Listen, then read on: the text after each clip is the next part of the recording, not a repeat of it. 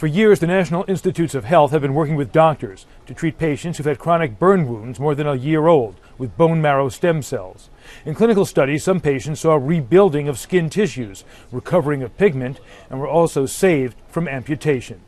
Doctors are now focusing this stem cell treatment on injured military members and young civilians who've recently suffered burn injuries. We looked forward towards advancing this trial towards our veterans who are severely impacted by injuries that they received during combat.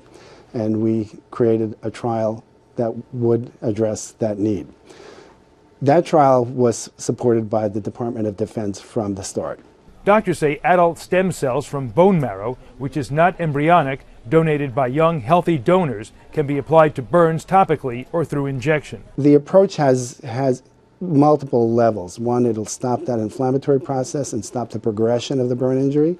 And the other is we've seen from the previous trials we've looked at that there actually is rebuilding of tissue. Leroy James suffered a severe burn injury on his arm just 7 months ago. He received stem cell treatments and is now fully healed and says he suffers no side effects. Usually when you get burnt, you have a scar. I have no scars. This stem cells. Now I have a burn on this arm I got from a radiator. I got scars. Researchers conducting the experimental trials at the University of Miami say they are very excited about the results so far and next hope to narrow down exact dosages for specific injuries. One of the interesting things about these trials is, and there have been over 400 trials ongoing or completed with these types of stem cells, is that there have been no real significant adverse events been reported directly related to the delivery of these kinds of cells. What has been in question is what is the most efficient way to use these cells to achieve an optimal effect. And that's really where a lot of our research is focused on finding the correct dose.